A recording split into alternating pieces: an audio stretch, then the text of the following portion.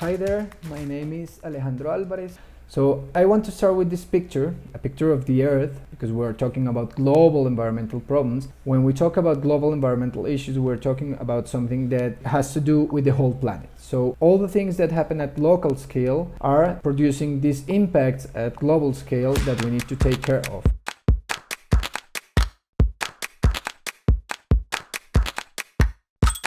First, this image of this blue marble, our pale blue dot, right? But then we're talking about global environmental issues, and when we think about the environment, a lot of things come to mind. And to my mind, these pictures always come. They were made by Ernst Haeckel, this amazing scientist and artist, I think. And I think he was able to represent a lot of this beauty, right? The beauty that nature transmits, the beauty that we find in nature.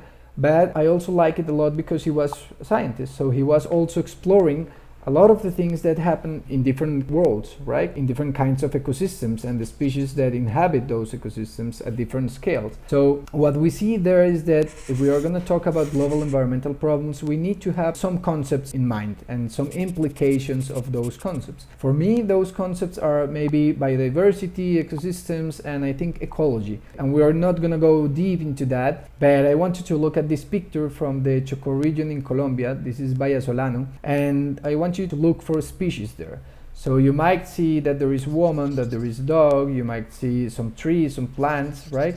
And if we could see what's in the water, we will see also a lot of fish, and we will see whales. And then if we go up to the mountain, we are going to find also a lot of species, right? But that's in a way biodiversity, the variability of species of organisms, but also the variability of ecosystems. We see there terrestrial ecosystem, marine ecosystems, and in the picture we also see a city, right, like a human settlement, and that's also interacting, that's also part of the ecosystem there. So we really need to emphasize on those species and ecosystems that are present there in our local but also global context. And from the concept of ecology, what we need really to emphasize on is the concept of interactions. So all these species are interacting, these ecosystems are interacting, so through evaporation there is interaction, and many things happen that we really need to keep our eye on, because of those interactions there are many things that have an impact on our well-being.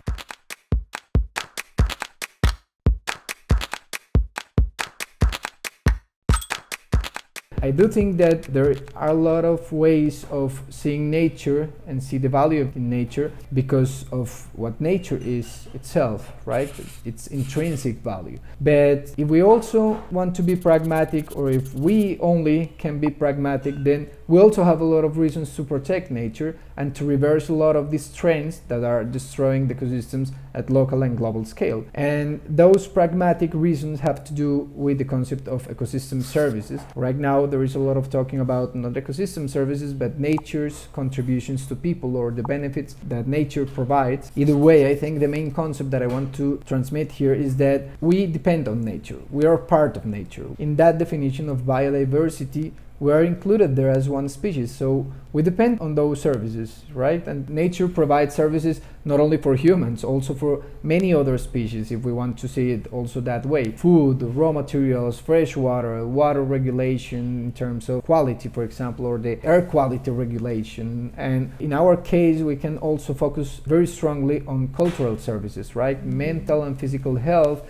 recreation and ecotourism, aesthetic values, and spiritual and religious values are also services that nature provides.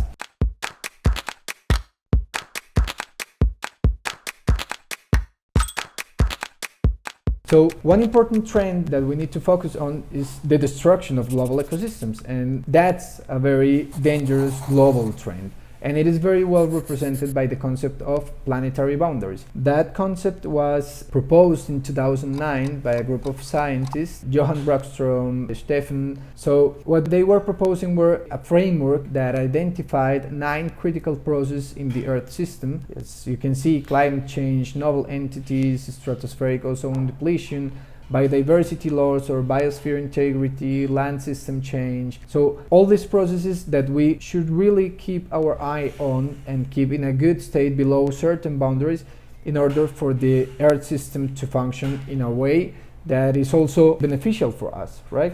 And what we can see is that we have already crossed 4 of those 9 boundaries, and that's something that we really need to act on. We can call it, I think, the climate crisis and the collapse of biodiversity. Those are urgent issues, and that's also what these authors proposed in a paper that saw the light years after 2009. And it is that there are also some key boundaries, and they identified these 2, climate change and biosphere integrity, as those key boundaries that we need to respect. They interact also among themselves, and there is this word again, interaction, right? The species interact, we interact with different species, with different ecosystems, and these processes also interact with each other. So what we see right now as a global trend is that we are interrupting a lot of these interactions, and the consequence of those interruptions is precisely that we stop enjoying these benefits and these services of nature. From a pragmatic point of view, of course, I will say it again because I think it is very important. We should also think about this intrinsic value of nature. We shouldn't be destroying things unnecessarily. It is unavoidable that we have certain pressure that if we exist, we are going to interact, and our interaction means something there, but we really need to know how to do it, and we can know how to do it, and that's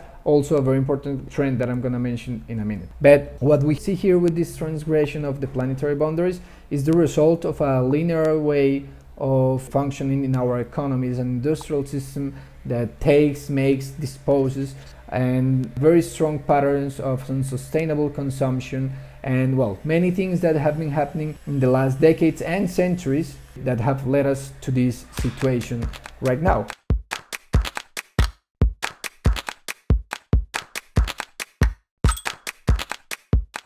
So if we want to look at an example of what impact does environmental degradation have on us, we can see at what we are living right now, this pandemic. It's a zoonosis, right? It's a zoonotic disease, and it is the product precisely of invading ecosystems and going further with deforestation, having contact with species and their viruses, and that's the result of that, right? And what we see here right now is a global health crisis, a global economic crisis, and it happens because we have a global environmental crisis, a global ecological crisis.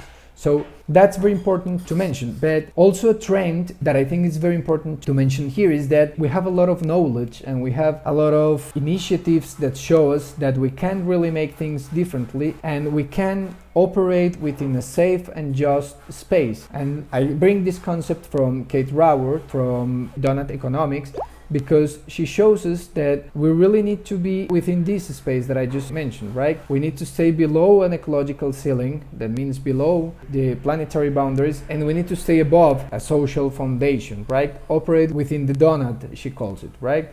And that means that we need to ensure that we all have access to water, food, health, education, income and work, political voice, many things that we need to have a life with dignity to thrive as humans, to make humanity flourish in ourselves. But we need to be careful not to cross these planetary boundaries when we do that, right? A global trend, which I think it is very worrying, is that we don't have really like a nation that can say, okay, I'm doing it the right way. Because as we see in these pictures, for example, the United States, but also the case for Germany or for many countries that we consider developed, they might have a very good performance in terms of the social foundation, but they have transgressed a lot of these planetary boundaries.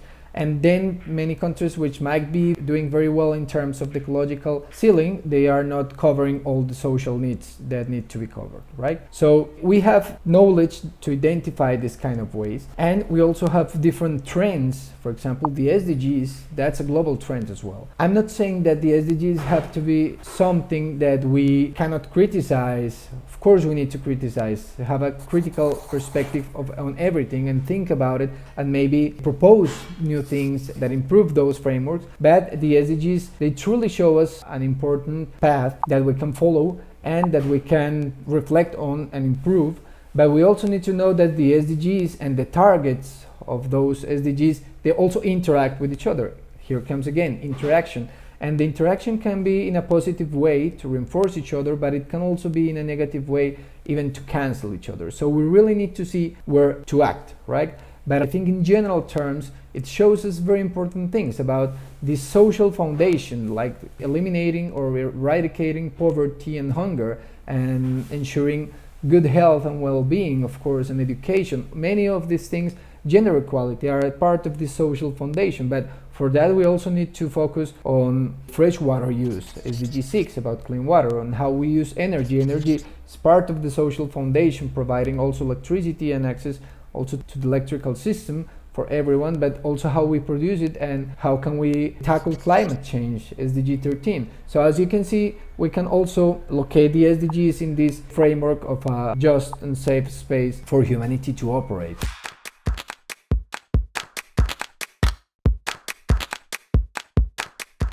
And another important concept that I want to bring here, also from Kate Raworth, actually 7 concepts from her book Donut Economics. I strongly recommend that book because it will show us that we need to change the goal of economy. That's one of the ways to change the way we see the environment. We need to stop thinking that the goal is to make the GDP grow. We really need to focus on our goal being operating in that safe and just space. We also need to see the big picture. We need to see that we are in our planet and that our society, our economy, our markets, our industrial systems, they are all in there, right? It is not like they are isolated.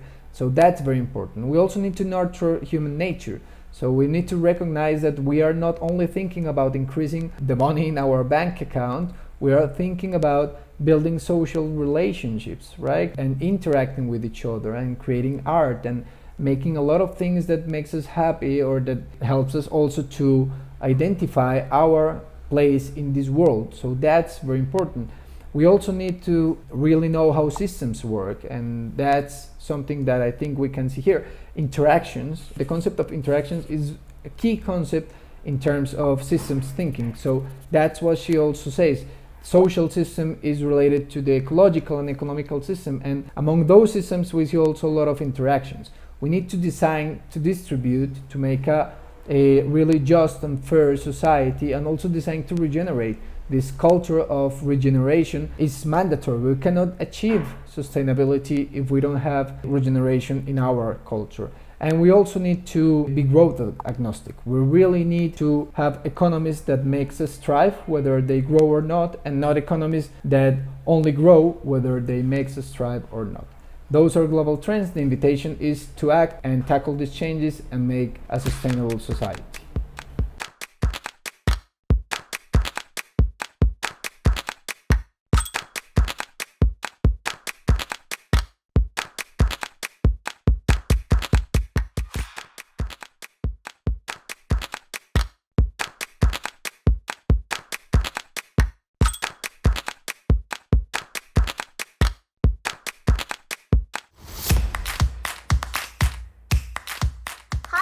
We hope you liked this episode. For more information and resources about the ideas and tips discussed in this episode, check out the worksheet dedicated to support your changemaker journey. And if you have any questions, feel free to reach out to us on social media or visit youthforaplanet.com. See you in the next video!